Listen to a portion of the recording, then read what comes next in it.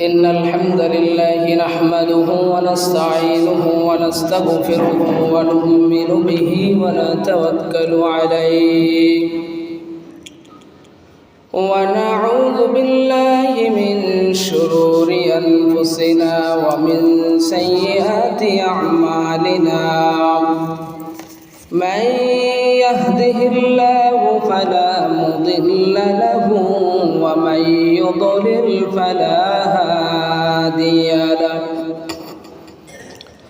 ونشهد أن لا إله إلا الله وحده لا شريك له ونشهد أن محمدًا عبده ورسوله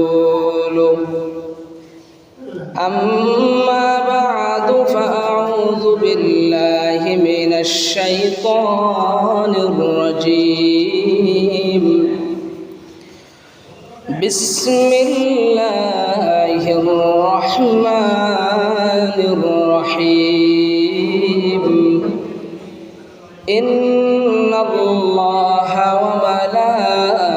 وملائكته يصلون على النبي يا أيها الذين آمنوا صلوا عليه وسلموا تسليما درود إبراهيم পাঠ করি اللهم صل على محمد وعلى آل محمد كما باركت على إبراهيم وعلى آل إبراهيم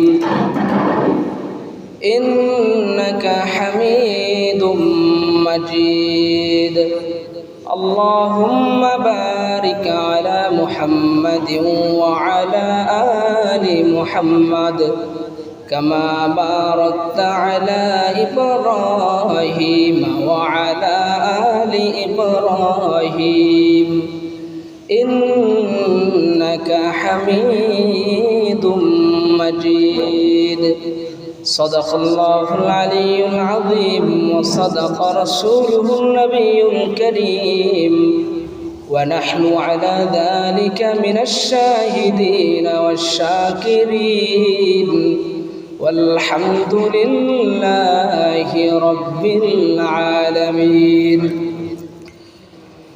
আলহামদুলিল্লাহ আল্লাহ পাকের দরবারে পাকে অসংখ্য অগণিত শুকরিয়া জ্ঞাপন করছি রব্বুল আলামিন মেহেরবানি করে আমাদেরকে সালাতুল জুমা আদায় করার জন্য মসজিদে নিয়ে এসেছেন এজন্য সকলেই বলি আলহামদুলিল্লাহ দুরুদ সালাম পেশ করছি আকায়ে নামদার তাজদারি মদিনা মুহাম্মদ আরবি বিশ্বনবী মুহাম্মদুর রাসূলুল্লাহ সাল্লাল্লাহু আলাইহি ওয়াসাল্লামের শানে সম্মানিত মুসলিম ভাইরা আমি আপনাদের সম্মুখে সূরা আহজাবের 56 নম্বর আয়াত তেলাওয়াত করেছি এই আয়াতে কারিমার মধ্যে আল্লাহ পাক বলেন ইন্নাল্লাহা ওয়া মালাইকাতাহু ইউসাল্লুনা আলান নবী নিশ্চয়ই আল্লাহ তাআলা এবং তার ফেরেশতারা ইউসাল্লুনা আলান নবী নবী মুহাম্মদ সাল্লাল্লাহু আলাইহি ওয়াসাল্লামের উপরে দুরূদ পেশ করে আল্লাহ নবীর উপর দুরূদ পেশ করার অর্থ কি ফেরেশতারা নবীজির উপর দুরূদ পাঠ করার অর্থ কি ইমাম বুখারী রাহমাতুল্লাহি আলাইহি আবুল আলিয়া রাহমাতুল্লাহি আলাইহি থেকে বর্ণনা করেন তিনি বলেন আল্লাহ তাআলা নবীজির উপর দুরূদ পেশ করার অর্থ হচ্ছে আল্লাহ তাআলা ফেরেশতাদের সামনে নবীজির প্রশংসা করে বলেন সুবহানাল্লাহ ফেরেশতারা নবীজির উপর দুরূদ পাঠ করার অর্থ হচ্ছে ফেরেশতারা আল্লাহ তাআলার কাছে নবী মুহাম্মদ সাল্লাল্লাহু আলাইহি ওয়াসাল্লামের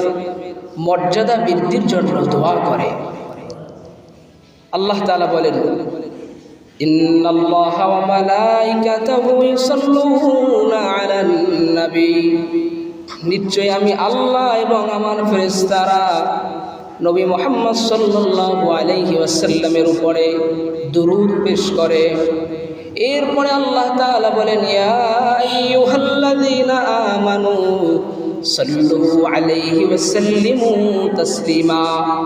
ও ঈমানদার বান্দা এবং বান্দিরা, তোমরাও নবীজির উপরে দুরূদ পেশ করো। কেন তোমরা নবীজির উপরে দুরূদ পেশ করবা?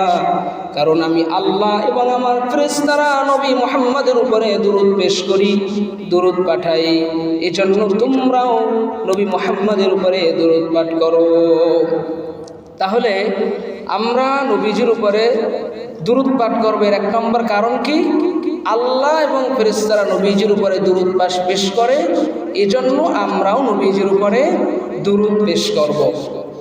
2 নম্বর, নবীজির উপরে দুরূদ পেশ করার 2 নম্বর কারণ হচ্ছে, নবীজির উপরে যখন আমরা দুরূদ পেশ করি, সঙ্গে সঙ্গে আল্লাহ তাআলার জিকির হয়ে যায়। কিভাবে নবীজির উপর দুরূদ পেশ করলে আল্লাহ তাআলার জিকির হয়? আল্লাহ পাক সূরা বাকারার 152 নম্বর আয়াতে বলেন, ফাযকুরুনি আযকুরকুম ওয়াশকুরুলি ওয়ালা তাকফুরুন। আল্লাহ বলে ফাযকুরুনি আযকুরকুম, ও ঈমানদার বান্দা এবং বান্দিরা, তোমরা যখন আমি আল্লাহ তাআলার স্মরণ করো, আযকুরকুম, আমি আল্লাহ রাব্বুল আলামিন তোমাদেরকে স্মরণ করি, ওয়াশকুরুলি ওয়ালা তাকফুরুন, তোমরা আমি আল্লাহ তাআলার কৃতজ্ঞতা আদায় করো, ওয়ালা তাকফুরুন, তোমরা আমি আল্লাহ রাব্বুল আলামিনের অকৃতজ্ঞ হয়ে যেও না। বুখারী শরীফের 7405 নম্বর হাদিস, عن أبي هريرة رضي الله تعالى عنه قال قال رسول الله صلى الله عليه وسلم, নবীর সাহাবী হযরত আবু হুরায়রা রাদিয়াল্লাহু তাআলা আনহু হাদিস বয়ান করেছেন, পয়গম্বর আরবি বিশ্ব নবী মুহাম্মদুর রাসূলুল্লাহ সাল্লাল্লাহু আলাইহি ওয়াসাল্লাম বলেন, ইয়াকুলুল্লাহু তাবারাকা ওয়া তাআলা, আল্লাহ রাব্বুল আলামিন বলেন, আনা ইনদা যান্নি আবদি বি, আমার বান্দা এবং বান্দিরা আমি আল্লাহর উপরে যেমন ধারণা রাখে, আমি আল্লাহ রাব্বুল আলামিন আমার বান্দা এবং বান্দীদের সাথে তেমন আচরণ করি। ওয়া আনা মাআহু ইযা যাকারানি, আর যখন আমার বান্দা এবং বান্দিরা আমি আল্লাহ তাআলাকে স্মরণ করে, ওয়া আনা মাআহু, আমি আল্লাহ রাব্বুল আলামিন তখন তাদের সাথে থাকি। ফাইন যাকারানি ফি নাফসি যাকারতুহু ফি নাফসি, আমার বান্দা এবং বান্দিরা যদি আমাকে মনে মনে স্মরণ করে, তাহলে আমি আল্লাহ রাব্বুল আলামিন ও আমার বান্দা এবং বান্দীদেরকে মনে মনে স্মরণ করি। ওয়া ইন যাকারানি ফি মালাই, আর যদি আমার বান্দা এবং বান্দিরা আমাকে মাজলিসের মধ্যে স্মরণ করে, এই যে মজলিস হচ্ছে, এই মজলিসের মধ্যে আমরা আল্লাহ পাককে স্মরণ করতেছি, আল্লাহ পাকের কোরআন নিয়ে আলোচনা করতেছি, আল্লাহ পাকের বরত্ব নিয়ে আলোচনা করতেছি। আল্লাহ তাআলা বলেন, যাকারতুহু ফি মালাই খায়রিন মিনহুম, তোমরা যেই মানের মজলিসে বসে আমি আল্লাহ তাআলাকে স্মরণ করলাম, আমি আল্লাহ রাব্বুল আলামিন তার চাইতে শ্রেষ্ঠতম মজলিসে বসে তোমাদেরকে স্মরণ করি। বলেন সুবহানাল্লাহ। এরপরে আল্লাহ তাআলা বলেন, ওয়া ইন তাকাররাবা ইলাইয়া বিশিবরিন, তোমরা যদি আমি আল্লাহ তাআলার দিকে 1 বিঘাত পরিমাণ অগ্রসর হও, তাকাররাবতু ইলাইহি যিরাআ, তখন আমি আল্লাহ রাব্বুল আলামিন তোমাদের দিকে 1 হাত পরিমাণ অগ্রসর হয়ে, ওয়া ইন তাকাররাবা ইলাইয়া যিরাআ তাকাররাবতু ইলাইহি বাআ, আর যদি তোমরা আমি আল্লাহ তাআলার দিকে 1 হাত পরিমাণ অগ্রসর হও, তাকাররাবতু ইলাইহি বাআ, আমি আল্লাহ রাব্বুল আলামিন তোমাদের দিকে 2 হাত পরিমাণ অগ্রসর হই। বলেন সুবহানাল্লাহ। এরপরে আল্লাহ তাআলা বলেন, ওয়া ইন আতানি ইয়ামশি, যদি কোনো বান্দা আমার ঘরের দিকে হেঁটে হেঁটে আসে, মসজিদের দিকে হেঁটে হেঁটে আসে, কোনো বান্দা যদি আমি আল্লাহকে পাওয়ার জন্য আমার ঘরের দিকে আসে, আতাইতুহু হারওয়ালাতা, আমি ওই বান্দার দিকে দৌড়ে গিয়ে উপস্থিত হয়ে যাই। বলেন সুবহানাল্লাহ। তাহলে দুরূদ পাঠ করার 2 নম্বর কারণ কি? দুরূদ পাঠ করার 2 নম্বর কারণ হচ্ছে দুরূদ পাঠ করলে আল্লাহ তাআলার জিকির হয়ে যায়। যেমন ধরেন আল্লাহুম্মা সাল্লি আলা মুহাম্মদ, এই যে আল্লাহুম্মা সাল্লি আলা মুহাম্মদ বললাম, এর মধ্যে আল্লাহ তাআলার নাম আছে না নাই? আছে। তো দুরূদ করার 2 নম্বর কারণ হচ্ছে দুরূদ পড়লে আল্লাহ তাআলার জিকির হয়ে যায়। 3 নম্বর দুরূদ পড়ার কারণ, কেউ যখন দুরূদ পাঠ করে তখন আল্লাহ তাআলা ফেরেশতাদের মাধ্যমে ওই দুরূদ নবী মুহাম্মদ সাল্লাল্লাহু আলাইহি ওয়াসাল্লামের রওজা মুবারক পৌঁছে দেন। দলিল নাসাই শরীফের 2041 নম্বর হাদিস। عن أبي هريرة رضي الله تعالى عنه قال قال رسول الله صلى الله عليه وسلم হযরত আবু হুরায়রা রাদিয়াল্লাহু তাআলা আনহু বলেন, পয়গম্বরে আরবি বিশ্বনবী মুহাম্মদুর রাসূলুল্লাহ সাল্লাল্লাহু আলাইহি ওয়াসাল্লাম বলেছেন, মা মিন আহাদিন ইউসাল্লিমু আলাইয়া, আমার কোন উম্মত যদি আমার উপরে একবার দুরূদ পাঠ করে, আমার কোন উম্মত যদি আমার উপরে দুরূদ পাঠায়, আমার কোন উম্মত যদি আমার উপরে সালাম পাঠায়, ইল্লা রাদ্দাল্লাহু আলাইহির রূহা হাত্তা রুদ্দা আলাইহিস সালাম, তখন আল্লাহ রাব্বুল আলামিন আমি মুহাম্মদ সাল্লাল্লাহু আলাইহি ওয়াসাল্লামের আত্মাটাকে এমন ভাবে তৈরি করে দেয় যে আমি মুহাম্মদ সাল্লাল্লাহু আলাইহি ওয়াসাল্লাম রওজায় বসে ওই উম্মতের দুরূদ, ওই উম্মতের পাঠানো সালামের জবাব দিয়ে দেই। বলেন সুবহানাল্লাহ। তাহলে দুরূদ পড়া 3 নম্বর কারণ, আমরা এখানে বসে দুরূদ পড়ব, এই দুরূদ আল্লাহ পাক ফেরেশতাদের মাধ্যমে মুহাম্মদ সাল্লাল্লাহু আলাইহি ওয়াসাল্লামের রওজায় পৌঁছে দেয়। এই ব্যাপারে আরেকটা হাদিস নাসাই শরীফের 2042 নম্বর হাদিস, এরপরের হাদিস। عن أبي هريرة رضي الله تعالى عنه قال قال رسول الله صلى الله عليه وسلم হযরত আবু হুরায়রা রাদিয়াল্লাহু তাআলা আনহু থেকে বর্ণিত, পয়গম্বর আরবি মুহাম্মদুর রাসূলুল্লাহ সাল্লাল্লাহু আলাইহি ওয়াসাল্লাম বলেন, লা তাজআলু বুয়ুতাকুম কুবুরা, তোমরা তোমাদের ঘরকে কবরস্থান বানায়ও না, তোমরা তোমাদের ঘরকে কবরস্থান বানায়ও না। মানে কি? নবী কি বললো? তোমরা তোমাদের ঘরকে কবরস্থান বানায়ও না, কথার অর্থ কি? কবরস্থান এমন জায়গা যেই জায়গায় কেউ নামাজ আদায় করে না। আপনারা কেউ কবরস্থানে নামাজ পড়েন নাকি? কেউ নামাজ পড়ে না। নবী বলেন, ঘরের মধ্যে যদি তোমরা নামাজ না পড়ো, ওই ঘরটা মৃত্যু ঘরে পরিণত, ওই ঘরটা কবরস্থানের মতন হয়ে যায়। সুতরাং এর জন্য নবী বললেন, লা তাজআলু বুয়ুতাকুম কুবুরা, তোমরা তোমাদের ঘরকে কবরস্থান বানাও না। অর্থ হচ্ছে ঘরের মধ্যে তোমরা নামাজ আদায় করো। এরপরে নবীজি বললেন, ওয়ালা তাজআলু কবরি ঈদা, তোমরা আমি নবী মুহাম্মদ সাল্লাল্লাহু আলাইহি ওয়াসাল্লামের কবরকে উৎসবের স্থান বানায়ও না। আমি নবীজির কবরকে তোমরা উৎসবের স্থান বানায়ও না, আনন্দের জায়গা বানায়ও না। নবী বললেন, আমার কবরকে উৎসবের জায়গাও বানায়ও না, আনন্দের জায়গাও বানায়ও না। আপনাদের কাছে আমার জানার বিষয় হচ্ছে, আমাদের নবীর চাইতে পৃথিবীতে কোনো বড় ওলি আছে নাকি? নাই। বড় আল্লামা আছে নাকি? নাই। বড় মাওলানা আছে নাকি? নাই। নবীর পরে, নবীর চাইতে পৃথিবীর মধ্যে কোনো বড় আল্লামাও নাই, কোনো মুফতিও নাই, কোনো মুহাদ্দিসও নাই, কোনো পীর নাই, কোনো ওলি নাই।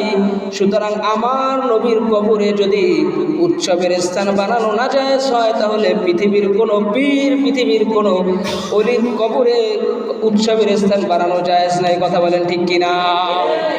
যারা কবরের উপরে, যেই পীর, যেই মুরিদ কবরের উপরে উৎসবের স্থান বানায়, আগরবাতি জ্বালায়, মোমবাতি জ্বালায়, কবরে গিয়া সিজদা করে, এরা মূলত পীর না, পীর নামের ভণ্ড। কথা বলেন ঠিক কিনা? এজন্য নবী বললেন, ওয়ালা তাজআলু কবরি ঈদা, তোমরা আমার কবরকে উৎসবের স্থান বানায়ও না। এরপর নবী বলতেছেন, ওয়াসাল্লু আলাইয়া, তোমরা আমার উপরে দুরূদ পাঠ করো। ফাইন্না সালাতাকুম তাবলুগুনি হাইতু কুনতুম, তোমরা যে আমার উপর দুরূদ পাঠ করলা, এই দুরূদ পৃথিবীর যে কোনো জায়গায় বসে তোমরা পড়তে পারো। আমরা ঘোড়াদুর বাজারে বসে যদি দুরূদ পাঠ করি, বাইতুল মসজিদে বসে যদি দুরূদ পাঠ করি, নবী বলেন এই দুরূদ আমি নবী মুহাম্মদ সাল্লাল্লাহু আলাইহি ওয়াসাল্লামের কবরে ফেরেশতাদের মাধ্যমে আল্লাহ রাব্বুল আলামিন পৌঁছে দেন। বলেন সুবহানাল্লাহ। তাহলে দুরূদ পড়ার 3 নম্বর কারণ হচ্ছে আমরা যেখানে বসেই দুরূদ পাঠ করি না কেন, ওই দুরূদ আল্লাহ রাব্বুল আলামিন ফেরেশতাদের মাধ্যমে নবীজির কবরে পৌঁছে দেন। 4 নম্বর দুরূদ পাঠ করার 4 নম্বর কারণ হচ্ছে দুরূদ পাঠ করলে অন্তর প্রসারিত হয়, অন্তর থেকে কৃপণতা দূর হয়ে যায়। তিরমিজি শরীফের 3545 নম্বর হাদিস। عن أبي هريرة رضي الله تعالى عنه قال قال رسول الله صلى الله عليه وسلم হযরত আবু হুরায়রা রাদিয়াল্লাহু তাআলা আনহু বলেন, আল্লাহ নবী মুহাম্মদুর রাসূলুল্লাহ সাল্লাল্লাহু আলাইহি ওয়াসাল্লাম বলেছেন, রাগিমা আনফু রাজুলিন, নবী বদদুয়া করে বলেন ওই ব্যক্তির নাক ধুলোয় দূষিত হোক, ওই ব্যক্তি ধ্বংস হোক। কোন ব্যক্তি ধ্বংস হবে? এরপর নবী বললেন, যাকারতু ইনদাহু ফালাম ইউসাল্লি আলাইয়া, যেই ব্যক্তির সামনে আমি নবীজির নাম নেওয়া হয় অথচ ওই ব্যক্তি আমার উপরে দরুদ পড়ে না, ওই ব্যক্তি ধ্বংস হোক। বলেন নাউজুবিল্লাহ।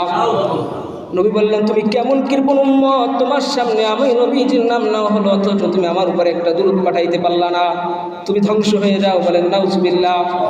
এরপরে নবীজি বললেন, এরপরে বাকি হাদিসটা শেষ করে ফেলি। এরপরে নবীজি বললেন, রাগিমা আনফু রাজুলিন, ওই ব্যক্তির নাক ধুলোয় দূষিত হোক, ওই ব্যক্তিও ধ্বংস হয়ে যাক। দাখালা আলাইহি রমাদান, যেই ব্যক্তি রমাদান মাস পেয়েছে, সুম্মান সালাখা ক্বাবলা আন ইউগফারা লাহু, ওই ব্যক্তিকে ক্ষমা করার পূর্বেই, ওই ব্যক্তি মাপ পাওয়ার পূর্বেই রমাদান তার থেকে বিদায় নিয়েছে, ওই ব্যক্তিও ধ্বংস হোক। বলেন নাউজুবিল্লাহ। এরপরে নবীজি বললেন, রাগিমা আনফু রাজুলিন, ওই ব্যক্তিও ধ্বংস হোক, ওই ব্যক্তির নাকও ধুলায় দূষিত হোক। আদরাকা ইনদাহু আবাওয়াহুল কিবার, যেই ব্যক্তি তার বৃদ্ধ পিতা মাতাকে পেয়েছে, তার জীবদ্দশায় পিতা এবং মাতাকে পেয়েছে, ফালাম ইউদখিলাহুল জান্নাহ, আর ওই পিতা মাতা তাকে জান্নাতে প্রবেশ করাতে পারে নাই। এই কথার অর্থ হচ্ছে ওই সন্তানের জন্য বদদুয়া করলেন নবীজি, যেই সন্তান তার জীবদ্দশায়, তার জীবনে তার বৃদ্ধ মা বাবাকে পেয়েছে কিন্তু তার এই মা বাবার খেদমত করে নাই, মা বাবাকে ভালোবাসে নাই, মা বাবার সাথে সৎ আচরণ করে নাই, তাদের হকগুলো আদায় করে নাই, নবী বলেন ওই সন্তানও ধ্বংস হয়ে যাক, ওই সন্তানও ধ্বংস হয়ে যাক, ওই সন্তানও ধ্বংস হয়ে যাক। অপর হাদিসের মধ্যে আসছে, এই 3 শ্রেণীর ব্যক্তিকে জিবরিল আমিন বদদুয়া করে বললেন, আল্লাহ এই 3 শ্রেণীর মানুষকে তুমি ধ্বংস করে দাও। 3 শ্রেণীর মানুষ কারা? 1 নম্বরে যাদের সামনে নবীজির নাম না হয় কিন্তু নবীজির উপরে দুরূদ পড়ে, এরা ধ্বংস হোক। 2 নম্বরে যারা রমাদান পায় কিন্তু রমাদানের হকগুলো আদায় করে না, নিজেকে গুনাহ থেকে বাঁচাতে পারে না, নিজের অপরাধগুলো আল্লাহ তাআলা থেকে ক্ষমা করিয়ে নিতে পারে না, ওই ব্যক্তিও ধ্বংস হোক। 3 নম্বরে যে বৃদ্ধ বাবাকে পেলো খিদমত করে জান্নাত অর্জন করতে পারলো না, সেই ব্যক্তিও ধ্বংস হোক। জিবরিল আমিন এই 3টা বদদুয়া করলেন, আর এই 3 বদদুয়া করার পরে আমাদের নবী বললেন, আমিন, আল্লাহ তুমি কবুল করো, আল্লাহ তুমি কবুল করো, আল্লাহ তুমি কবুল করো। আল্লাহর কাছে আমরা বলি, আল্লাহ আমাদেরকে নবীজির এই বদদুয়া থেকে হেফাজত করেন। বলেন আমিন। এরপরের হাদিসটা আরো কঠিন, এই হাদিস পড়ার পরে আমি নিজেই পেরেশান। এই হাদিসের মধ্যে বলেন, عن عبد الله بن مسعود رضي الله تعالى عنهما قال قال رسول الله صلى الله عليه وسلم, হযরত আব্দুল্লাহ ইবনে মাসউদ রাদিয়াল্লাহু তাআলা আনহু বলেন, আল্লাহর নবী মুহাম্মদ সাল্লাল্লাহু আলাইহি ওয়াসাল্লাম বলেন, মান নাসিয়া সালাত আলাইয়া খাদিআ তারিকাল জান্নাহ, নবীজি বললেন, আমার যে উম্মত আমার উপরে দুরূদ পড়তে ভুলে যায়, ওই উম্মত কেমন যেন জান্নাতের পথে ভুলে যায়। বলেন নাউজুবিল্লাহ। খুব কঠিন কথা নবী বললেন, আমার উপর দুরূদ পাঠ না করলে তুমি কেমন যেন জান্নাতের পথ ভুলে গেলা। তুমি কেমন উম্মত, তোমার সামনে আমি নবীজির নাম না হয় অথচ তুমি দুরূদ পাঠ করো না। তুমি কেমন উম্মত, তুমি আমি নবীজির হক আদায় করো না। তাহলে তুমি আমার উপর দুরূদ পাঠ করতে ভুলে গেলা, না জানি তুমি জান্নাতের পথে ভুলে গেলা। তাহলে নবীজির উপর দুরূদ পাঠ করার 4 নম্বর কারণ গেল কি, আল্লাহ তাআলা অন্তর প্রসারিত করে দেন, অন্তর থেকে কৃপণতা আল্লাহ পাক দূর করে দেন। 5 নম্বর, নবীজির উপর দুরূদ পাঠ করলে ঈমানের আলামত প্রকাশিত হয়ে যায়। قال رسول الله صلى الله عليه وسلم, আল্লাহ নবী মুহাম্মদ সাল্লাল্লাহু আলাইহি ওয়াসাল্লাম বলেন, লা ইউমিনু আহাদুকুম হাত্তা কুনা আহাব্বা ইলাইহি মিন ওয়ালিদিহি ওয়া ওয়ালাদিহি ওয়ান নাসি আজমাইন। আল্লাহ নবী বললেন, তোমাদের মধ্যে কোনো ব্যক্তি ততক্ষণ পর্যন্ত পাক্কা ঈমানদার হতে পারবে না যতক্ষণ পর্যন্ত তার কাছে তার পিতা মাতা, তার সন্তান সন্ততি, তার ছেলে মেয়ে, তার ভাই বোন, আত্মীয় স্বজন সকলের চাইতে আমি নবীজি প্রিয় হতে না পারবো, ততক্ষণ পর্যন্ত কোনো ব্যক্তি পাক্কা ঈমানদার হতে পারবে না। এই যুগে এই সময়ে আপনি আমি পাক্কা ঈমানদার কিনা, আমাদের ঈমান আলামত প্রকাশ পায় কিনা, আমরা নবীজিকে মহব্বত করি কিনা, এর প্রমাণ হচ্ছে আমাদের মধ্যে যে যত বেশি নবীজির উপরে দুরূদ পাঠ করে সে তত বেশি নবীজিকে ভালোবাসে, আর তার তত বেশি ঈমানের আলামতগুলো প্রকাশ পেয়ে যায়। বলেন সুবহানাল্লাহ।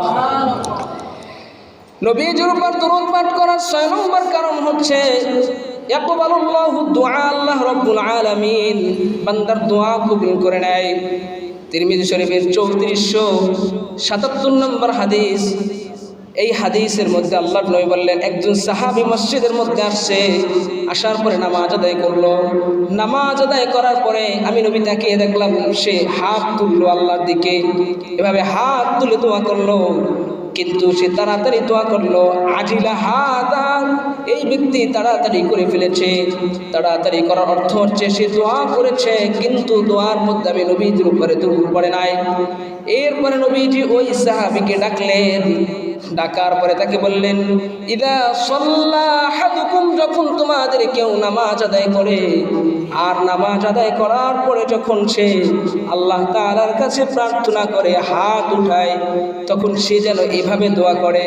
আমার দিকে লক্ষ্য করেন, নবী সাহাবীকে বলতেছে, ও সাহাবী, তোমাদের মধ্যে কেউ যদি দোয়া করে সে যেন এভাবে দোয়া করে।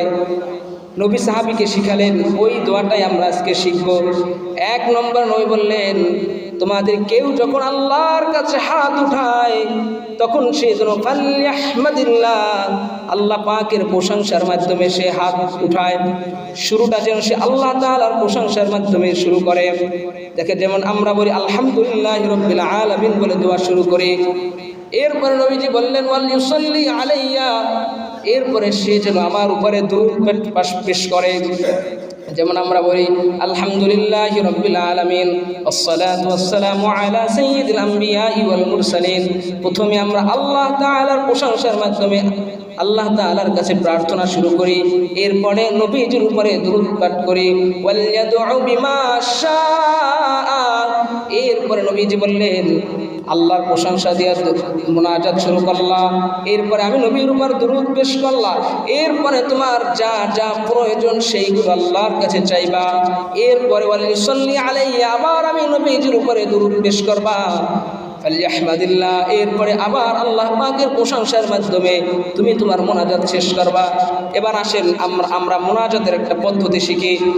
যখন আমরা আল্লাহর কাছে মুনাজাতের জন্য হাত তুলব, 1 নম্বরে আল্লাহ তাআলার প্রশংসা দিয়া শুরু করব, 2 নম্বরে নবীজির উপরে দুরূদ পেশ করব, 3 নম্বর আমরা আমাদের আল্লাহ তাআলার নিকটে যা যা চাওয়ার প্রয়োজন সবগুলো চাইব, 4 নম্বর আবার নবীজির উপরে দুরূদ পেশ করব, 5 নম্বর আল্লাহ তাআলার প্রশংসার মাধ্যমে এই যে মুনাজাতের শেষে আমরা বলি সুবহানা রাব্বিকা রাব্বিল ইজ্জাতি আম্মা ইয়াসিফুন ওয়া সালামুন আলাল মুরসালিন আলহামদুলিল্লাহি রাব্বিল আলামিন। এই যে আল্লাহর প্রশংসার মাধ্যমে দোয়া শেষ করলাম, নবী বলেন আমার কোন উম্মত যদি এইভাবে এই পদ্ধতিতে এই তরিকা অনুযায়ী দোয়া করে, ওই দোয়া আল্লাহ রাব্বুল আলামিন কবুল করে নেয়। নবীজির উপর দোয়া, নবীজির উপর দুরূদ পাঠ করার 7 নম্বর কারণ, নবীজি বলেন আমার যে উম্মত দুনিয়াতে বসে আমার উপর যত বেশি দুরূদ পাঠ করবে, কিয়ামতের ময়দানে ওই উম্মত আমার তত নিকটবর্তী হবে। তিরমিজি শরীফের 484 নম্বর হাদিস, ক্বালা রাসূলুল্লাহ সাল্লাল্লাহু আলাইহি ওয়াসাল্লাম, আউলান নাসি বিয়াউমিল কিয়ামা আকসারুহুম আলাইয়া সালাতা। পয়গম্বর বললেন, আমার উম্মতের মধ্য থেকে যে উম্মত আমার উপর যত বেশি পরিমাণে দুরূদ পেশ করবে, আমার ওই উম্মত কিয়ামতের ময়দানে আমি নবীজির তত বেশি নিকটবর্তী হবে। বলেন সুবহানাল্লাহ। আমরা কিয়ামতের ময়দানে নবীজির নিকটবর্তী হতে চাই কি চাই না? এজন্য বেশি বেশি দুরূদ পড়তে হবে কি হবে না? হবে। নবীজির উপরে বেশি বেশি দুরূদ যদি আপনি আমি পেশ করতে পারি, তাহলে কিয়ামতের ময়দানে আপনি আমি নবীজির তত বেশি নিকটবর্তী হয়ে যাব। নবীজির উপর দুরূদ পেশ করার ৮ নম্বর কারণ, যে ব্যক্তি নবীজির উপরে দুরূদ পেশ করে, একবার নবীর উপর দুরূদ পেশ করলে তার উপরে আল্লাহ তাআলা 10টা রহমত নাযিল করেন। নাসাই শরীফের 1217 নম্বর হাদিস, قال رسول الله صلى الله عليه وسلم, আল্লাহ নবী মুহাম্মদ সাল্লাল্লাহু আলাইহি ওয়াসাল্লাম বলেন, মান সাল্লা আলাইয়া সালাতান ওয়াহিদা, আমার যে উম্মত আমার উপরে একবার দুরূদ পেশ করে, সাল্লাল্লাহু আলাইহি আশারু মাররাত, আল্লাহ রাব্বুল আলামিন আমার ওই উম্মতের উপরে 10টা রহমত নাযিল করে দেয়। শুধু নবীজির উপর একবার দুরূদ পেশ করার কারণে আল্লাহ তাআলা আপনার আমার উপরে 10টা রহমত নাযিল করে দিয়েছে। শুধু তাই নয়, নবী বলেন ওয়াহুত্তাত আনহু আশারু খাতিআত, এমনকি আপনার আমার জীবন থেকে 10টা গুনাহ, 10টা অপরাধ আল্লাহ রাব্বুল আলামিন মুছে দেন। ওয়ারুফিআত লাহু আশারু দারাজাত, শুধু গুনাহ মুছে দেন তাই নয়, বরং আপনার আমার জিন্দেগিতে আল্লাহ রাব্বুল আলামিন 10টা মর্যাদা বৃদ্ধি করে দেয়। তাহলে নবীজির উপর একবার দুরূদ পড়ার কারণে 3টা ফায়দা। এক নম্বর ফায়দা হচ্ছে নবীর উপর একবার দুরূদ পেশ করলে আল্লাহ রাব্বুল আলামিন আমাদের উপরে 10টা রহমত নাযিল করে দেয়।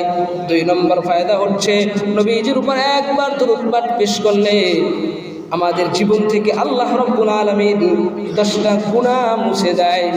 3 নম্বর, নবীজির উপর দুরূদ পেশ করলে আপনার আমার জিন্দেগির উপরে আল্লাহ তাআলা, জিন্দেগির মধ্যে আল্লাহ তাআলা দারাজাত মর্যাদাকে আল্লাহ পাক বৃদ্ধি করে দেয়। বলেন না সুবহানাল্লাহ।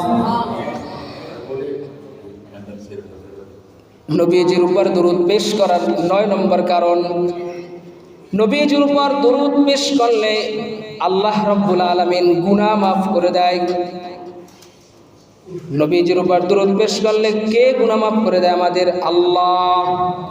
তিরমিজি শরীফের 2457 নম্বর হাদিস, আন উবাই ইবনে কাব রাদিয়াল্লাহু তাআলা আনহুমা قال, হযরত উবাই ইবনে কাব রাদিয়াল্লাহু তাআলা আনহু বলেন, ইযা যাহাবা থুলুতাল লাইল, যখন রাতের 3 ভাগের 2 ভাগ সময় অতিবাহিত হয়েছে। উবাই ইবনে কাব বললেন, যখন রাতের 3 ভাগের 2 ভাগ সময় অতিবাহিত হয়েছে, 3 ভাগের 2 ভাগ সময় অতিবাহিত হওয়ার অর্থ হচ্ছে রাতের 3 ভাগের 2 ভাগ সময় চলে গেছে, 1 ভাগ সময় বাকি আছে। কামা রাসূলুল্লাহ সাল্লাল্লাহু আলাইহি ওয়াসাল্লাম, ওই সময় আল্লাহ নবী সাল্লাল্লাহু আলাইহি ওয়াসাল্লাম ঘুম থেকে জাগ্রত হলেন। পয়গম্বরে আরবি বিশ্বনবী মুহাম্মদুর রাসূলুল্লাহ সাল্লাল্লাহু আলাইহি ওয়াসাল্লাম ঘুম থেকে জাগ্রত হওয়ার পরে বললেন, ইয়া আইয়ুহান নাস উযকুরুল্লাহ, আল্লাহর নবী বললেন, হে জনগণ, হে মানুষ, উযকুরুল্লাহ, তোমরা আল্লাহ তাআলাকে স্মরণ করো, তোমরা আল্লাহ তাআলাকে স্মরণ করো। জাআতির রাদিফা, প্রথমবার সিংহায় ফুৎকার চলে এসেছে, প্রথমবার সিংহায় ফুৎকার চলে এসেছে। তাতবাউহার রাদিফা, এরপরে দ্বিতীয় সিংহায় ফুৎকার চলে আসছে। এই কথার অর্থ হচ্ছে কিয়ামত চলে আসছে, কিয়ামত চলে আসছে।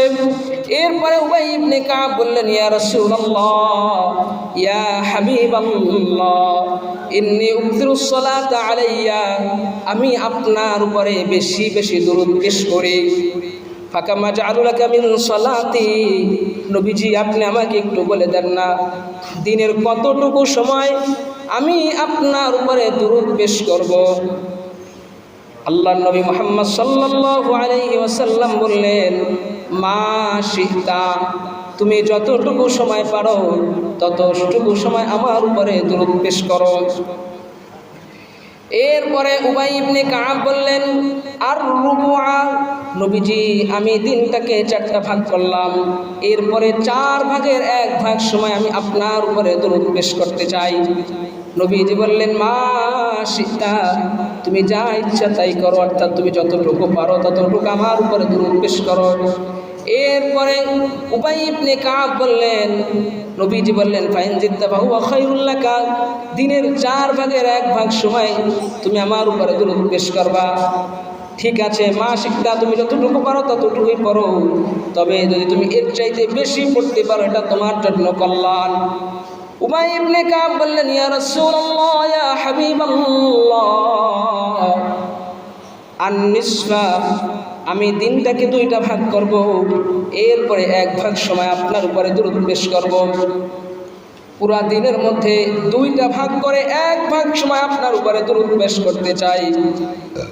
উবাই ইবনে কাবের জবাবে নবী মুহাম্মদ সাল্লাল্লাহু আলাইহি ওয়াসাল্লাম বললেন, মা শিতা, তুমি যতটুকু পারো ততটুকু আমার উপরে দুরূদ পেশ করো।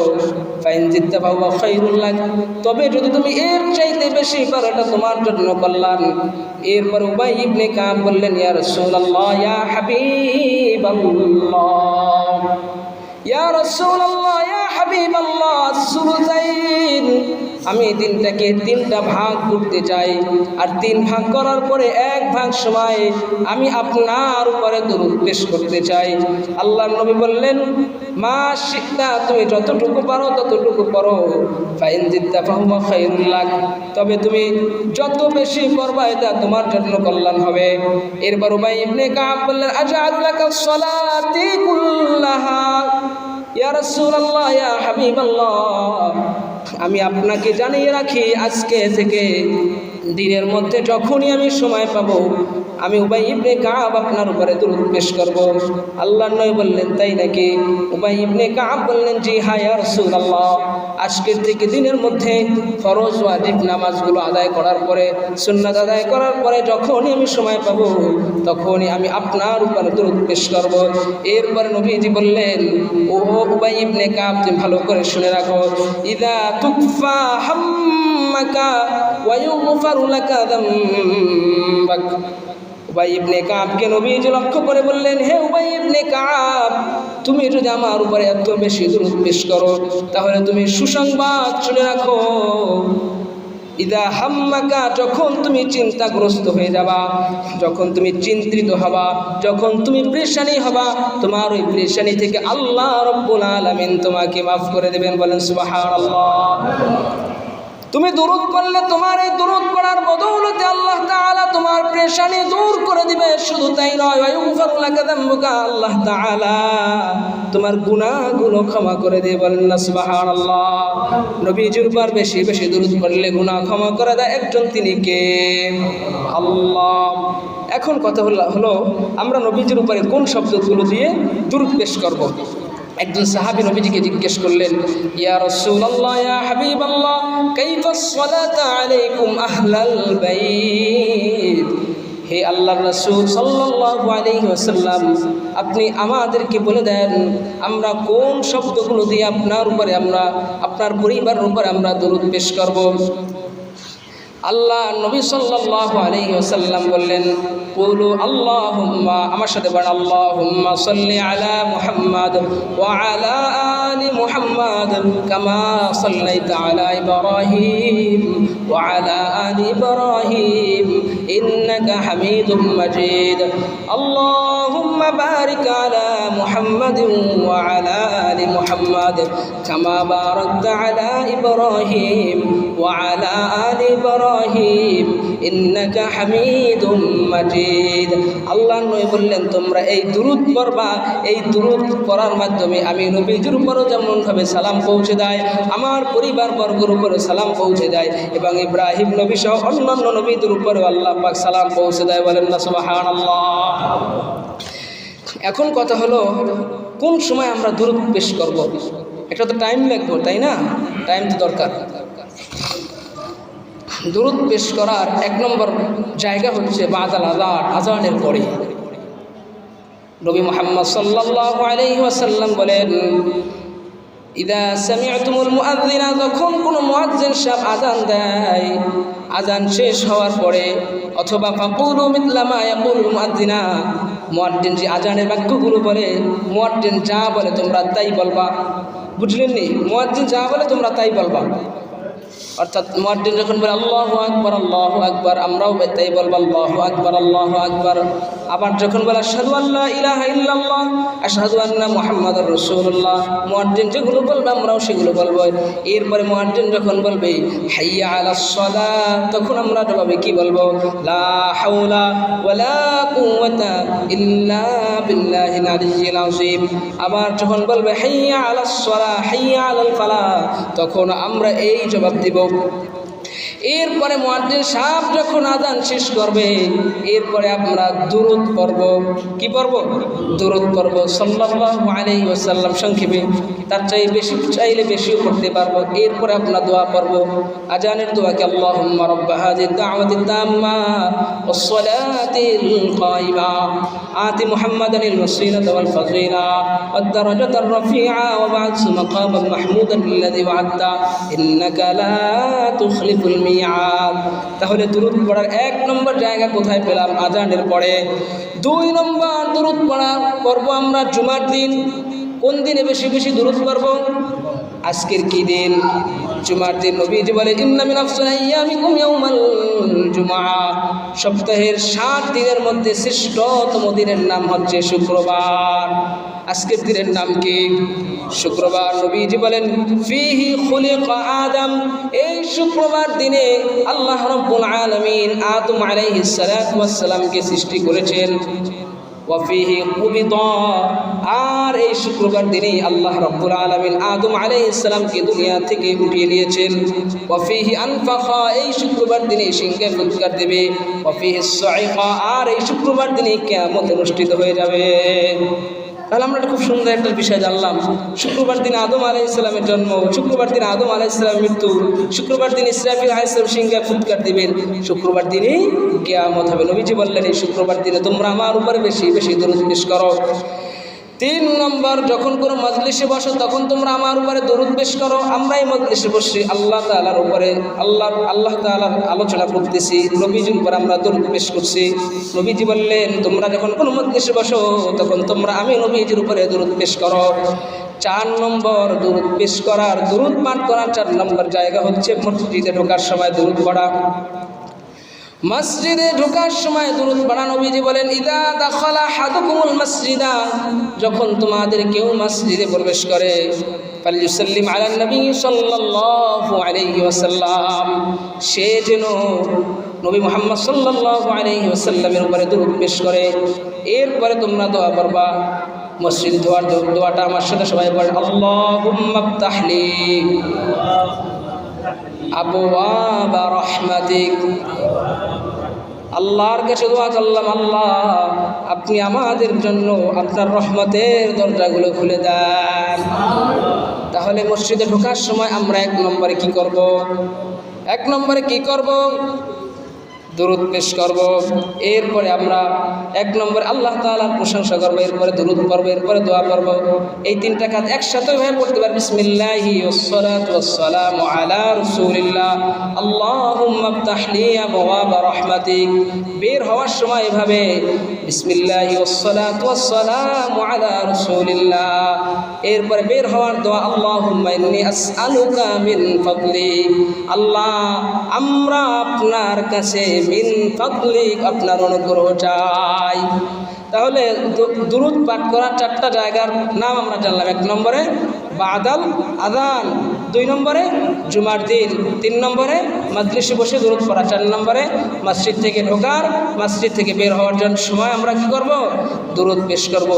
আল্লাহ তাআলা আমাদেরকে নবীজির উপরে বেশি বেশি দরুদ পাঠ করার তৌফিক দান করেন, বলেন আমিন।